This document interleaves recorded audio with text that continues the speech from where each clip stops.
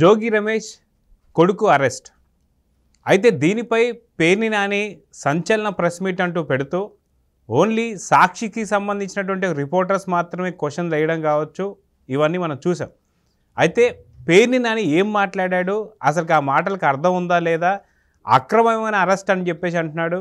అసలుకి వైసీపీ ప్రభుత్వంలో అక్రమ అరెస్ట్ అసలుకి ఉన్నాయా లేవా, నిజంగా వాళ్ళు మాట్లాడుతున్న మాటల్లో ఎంతవరకు నిజం ఉందనేది మనతో పాటు సీనియర్ జర్నలిస్ట్ కనకదుర్గ వడ్లమణి గారు ఉన్నారు.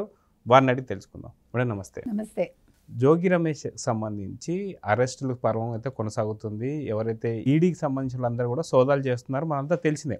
అయితే అగ్రిగోల్డ్కి సంబంధించినటువంటి యొక్క స్థలాల విషయంలో ఇష్యూస్ వచ్చిన సంగతి తెలుసు. మొత్తానికి ఇప్పుడు జోగి రమేష్ సంబంధించిన అరెస్ట్ ఏదైతే ఉందో దీనికి సంబంధించి పేర్ని నాని అసలుకి అర్థమైనటువంటి ఒక వ్యాఖ్యలో మాట్లాడుతున్నాడా లేదా అంటే ఏం చెప్తారంటే? ఏమండి, వీళ్ళందరూ కొత్త కొత్త పదాలంతా మాట్లాడుతున్నారండి. న్యాయ పోరాటం చేస్తాము, ధర్మ పోరాటం చేస్తాము, అక్రమ అరెస్టులు, ఈ పదాలు వింతగా ఉన్నాయి కదా వైసీపీ వాళ్ళకి చేసేవి అవి. వాళ్ళు చేసింది 5 ఏళ్లలో అక్రమ అరెస్టులు. ఎవరైనా న్యాయ పోరాటం చేస్తే వాళ్ళని అరెస్ట్ చేయడం, లేకపోతే వాళ్ళ మీద దౌర్జన్యం చేయటం, ఇవన్నీ మర్చిపోయారా వీళ్ళు ఈ 60 రోజుల్లో? వీళ్ళందరికీ ఏమన్నా చిన్న మీద ఏమైనా తేడా చేస్తుందేమో. చంద్రబాబు నాయుడు గారిని ఎలా అరెస్ట్ చేశారండి? మర్చిపోయారా వీళ్ళందరూ? ఈరోజు ఏమంటున్నారు? అక్రమంగా అరెస్ట్ చేసేసారట అబ్బాయిని. ఇప్పుడు 87, 88 నెంబర్స్ అండి అవి.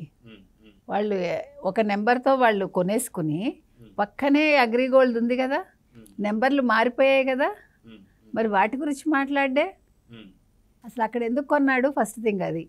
జోగి రమేష్ ఏం చేశాడు గతంలో చంద్రబాబు నాయుడు గారికి? గుర్తు తెచ్చుకోమనండి. అంటే ఈయన అక్రమంగా అని మాట్లాడుతున్నాడు కదా, ఆ విషయాలు కూడా మాట్లాడాలి కదా. వాళ్ళు సక్రమంగా చేశారా, అక్రమంగా చేశారా, వాళ్ళ ఇంటి మీద దాడి ఏం చేశారా, అవన్నీ రావాలి కదా. కరకట్ట మీద ఏం చేశాడు జోగి రమేష్ బయటికి రావాలి కదండి. ఇప్పుడు కొడుకుట ఫారిన్లో చదువుకుని వచ్చాడు. So what? అంటే ఫారిన్లో చదువుకుని ఏం చదువుకుని వచ్చాడు? ఎట్లా భూమి కబ్జాలు చేయాలి నేర్చుకున్నాడా? కాదు కదా. మరి అది చెప్పమానండి. చదువుకుని వచ్చాడు. ఇప్పుడు క్యాస్ట్ ఎందుకు మాట్లాడతారు? మీకు అరెస్ట్లు అయ్యేసి మీరు తప్పులు చేశాక కులాలు తీసుకురావద్దు ఎవరు కూడా, దయచేసి ఇష్యూని ఇష్యూగానే మాట్లాడండి. మీకు నిజంగా మీకు తప్పు జరిగితే మీరు పోరాటం చేయండి, నిరూపించుకోండి. నేను ఇప్పుడు లేకపోతే దళితుడినో లేకపోతే నేను బలహీన వర్గానికి చెందిన వాడినో అవసరం లేదు. మీకు తప్పు చేసినప్పుడు తప్పు కులం ఉండదు కదా. ఏ తప్పైనా ఏ కులం వాడైనా చేస్తాడు. అక్కడ మనిషి ఏం చేశాడో అంతవరకే, ఆ వ్యక్తి ఏం చేశాడో అంతవరకే. ఆ కులం వాడు ఏం చేశాడో అని ఎక్కడా ఉండదు రాజ్యాంగంలో. అది మర్చిపోకూడదు మనం. ఇప్పుడు ఆ పిల్లాడు ఫారిన్లో చదువుకొస్తే తప్పు చేశాక అరెస్ట్ చేయరా? అంటే ఫారిన్లో చదువుకొచ్చాడని కూర్చోబెట్టి అతనికి సన్మానం చేస్తారండి? అర్థం కాలే మనకి. అయితే గతంలో మనం చూసుకుంటే నంద్యాలలో చంద్రబాబు నాయుడు గారిని అర్ధరాత్రి పూట తరలించినటువంటి ఒక దృశ్యాలు మనం చూసాం. అది కాక ఇప్పుడు పేర్ని నాని మాట్లాడుతున్న మాటల్లో అక్రమంగా అరెస్ట్ చేశారు ఇక్కడ జోగి రమేష్ ఫ్యామిలీకి సంబంధించిన సభ్యులను అని చెప్పేసి మాట్లాడుతున్నాడు. కనీసం విచారించాలి కదా, పిలిచి ఏమైంది, ఏం జరిగింది, ఎక్కడ కొన్నారు, ఏం కొన్నారు, ఎంత పెట్టి కొన్నారు, అసలు నీకు అమ్మిన వారెవరు, కొన్నవారెవరు, ఏంటి డాక్యుమెంట్స్ ఏంటి, ఇవన్నీ కూర్చోబెట్టి మాట్లాడాలి కదా అనేసి అంటున్నటువంటి ఒక పేర్ని నాని మరి గతంలో చంద్రబాబు నాయుడు గారిని నంద్యాల నుంచి అర్ధరాత్రి పూట తరలించినప్పుడు ఏం జరిగింది? అంటే ఆయన 74 ఏళ్ల పెద్ద మనిషి కదా, అందుకని అలా తీసుకొస్తారు. ఈయన చిన్న నవ యువకుడు కదా పాపం.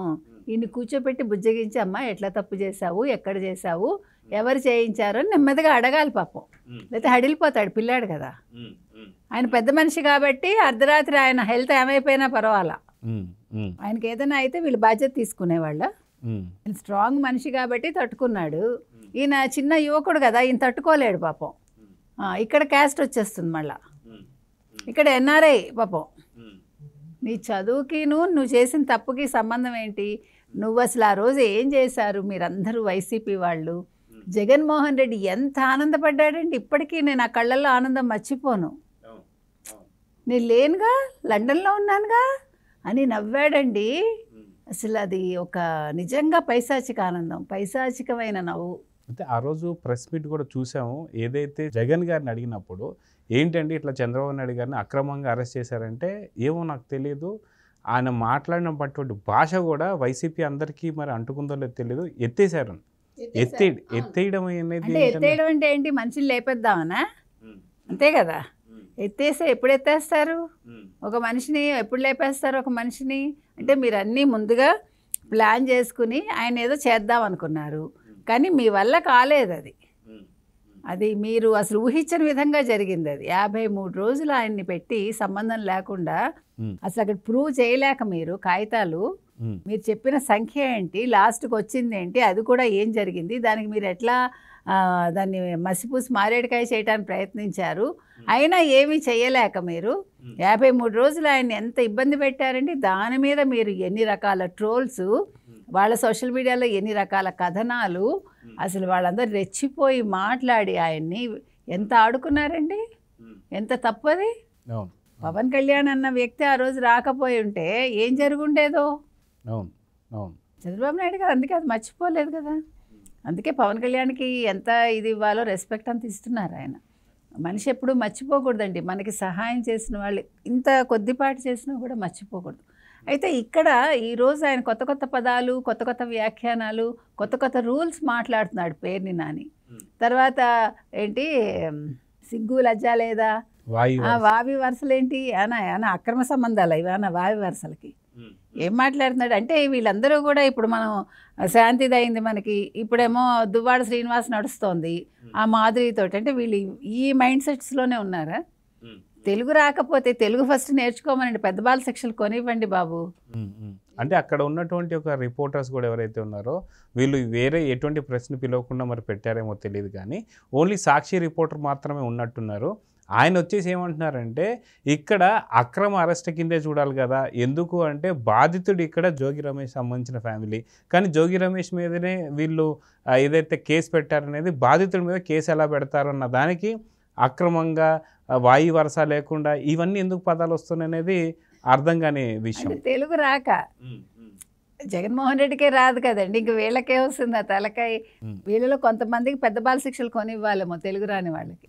ముందు జగన్మోహన్ రెడ్డికి ఇస్తే మిగతా వాళ్ళకి ఆటోమేటిక్గా వెళ్తాయి. ఎందుకు చెప్తున్నామంటే ఆ పదాలు ఏంటండి, ఆ మాటలు ఏంటండి, వీళ్ళు అసలు ఇది దెయ్యాలు వేదాలు వాళ్ళు ఇచ్చడం అంటారు, అట్లా ఉంది వీళ్ళు చెప్పే నీతి సూక్తులన్నీ. అయితే వీళ్ళు ఇప్పుడు అక్రమ అరెస్టులు కావచ్చు, కేసులు కావచ్చు, ఇవన్నీ మాట్లాడుతున్నటువంటి సందర్భంలో మొన్న అసెంబ్లీ సాక్షిగా చంద్రబాబు నాయుడు గారు ఉండి ఇక్కడ ఉన్న వాళ్ళ ఎంతమంది మీద కేసులు ఉన్నాయని చెప్పేసి అడిగితే దాదాపు అసెంబ్లీలో ఉన్నటువంటి ఒక అంత కూటమి సభ్యులందరూ లేచి నించోవాల్సి వచ్చింది.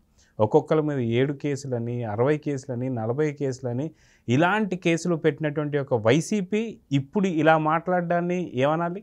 అంటే వాళ్ళు పెట్టచ్చండి, మనం పెట్టకూడదు. అంటే తెలుగుదేశం కూటమి పెట్టకూడదు. వాళ్ళు చెప్పేది అది, మేము ఏమైనా చేస్తాము, మేము రాక్షస పాలన చేస్తాము, మీరు మళ్ళీ చేయకూడదు. అది మీరు భరించాలి.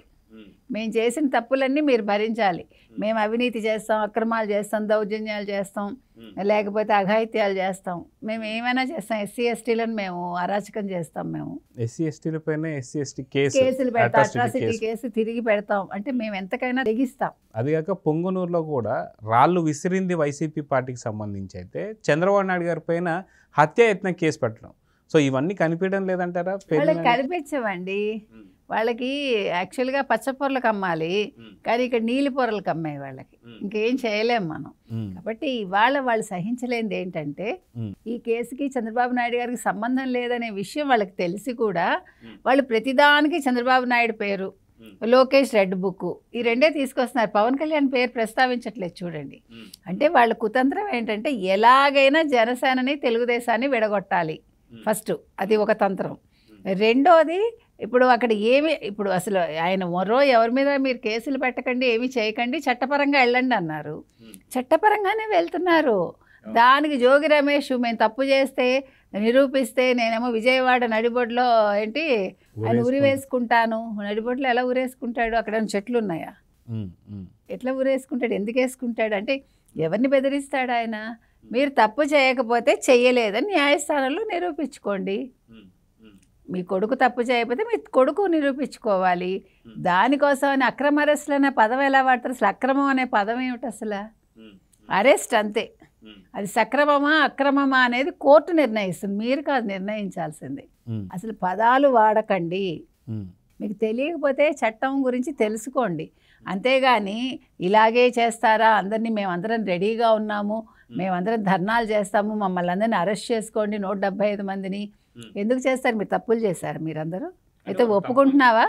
వాళ్ళు ఒప్పుకున్నట్టుగా అర్థమవుతుంది. కానీ వాళ్ళు భ్రమిస్తున్న పాయింట్ ఒకటి ఏంటి అంటే 175 నియోజకవర్గాలలో గతంలో ఎన్నికలు జరిగేటువంటి అలాంటి సమయంలోనే కరెక్ట్ అయినటువంటి అభ్యర్థులు దొరకలేదు వాళ్ళకి. అయితే ఖచ్చితంగా ఇప్పుడు 11 స్థానాలకు పరిమితమైనటువంటి ఒక వైసీపీ పార్టీ అంటే 175 మెంబర్స్ని అరెస్ట్ చేయండి అని చెప్పేసి అంటున్నారు. కాబట్టి 175 స్థానాలలో వాళ్ళకి అభ్యర్థులు ఇప్పటికీ ఉన్నారని చెప్పి మీరు అనుకుంటున్నారా? ఎందుకంటే వాళ్ళు అనుకుంటున్నారు, మనం అనుకోవట్లా.